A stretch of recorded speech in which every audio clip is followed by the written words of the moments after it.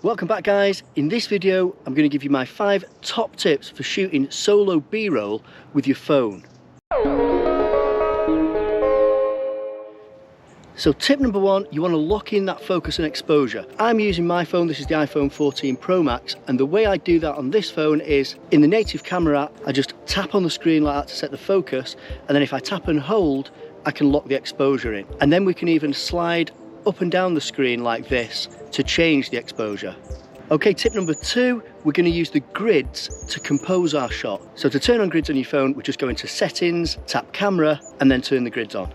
This will give you a rule of thirds grid on your native camera app that will really help you to compose shots. Now, using the grids will not only allow you to compose your shot so that it's more aesthetically pleasing, but it'll also allow you to vary up your angles, which is super important when shooting B-roll. You really want to avoid the cliche shooting everything from eye level thing. And that brings me on to our next tip: use a good tripod. And the tripod I always recommend is this one from Joby. It's the GorillaPod 325. It's the light version of their best-selling GorillaPod, which is for larger cameras. The design on this tripod will let you fix your phone to things to get really out-of-the-box angles, which is super important when shooting solo B-roll.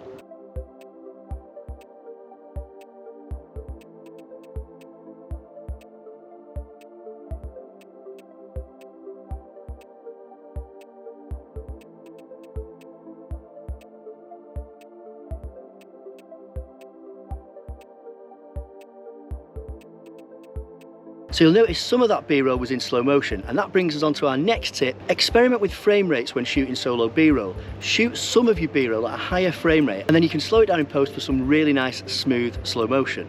Now, slow-mo isn't only used for action shots. I mean, it looks really cool when you slow down things that are obviously fast.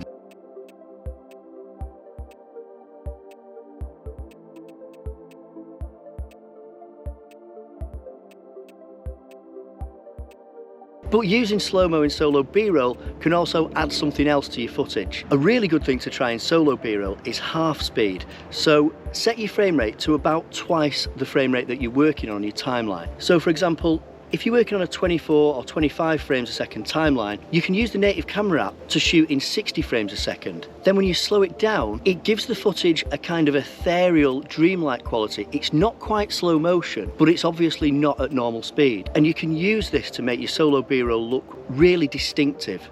Now, another thing you can use slow motion for when shooting B-roll is to help with stabilization. Whenever you're shooting with your camera moving, shooting at a higher frame rate and then slowing it down in post can really help to smooth out that footage. And the final tip is about another really affordable but super useful piece of kit: a Bluetooth remote. I got this one from Amazon for like less than $5. It's super reliable, I use it all the time, it's never let me down. It pairs really easily with my phone, and it makes shooting solo B-roll so much easier. Once I've composed the shot, I've locked in the focus and exposure, I can simply move away from the phone and use the Bluetooth remote to activate the shutter.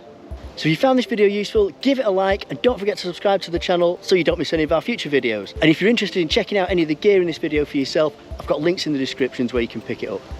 Thanks for watching, see you next time.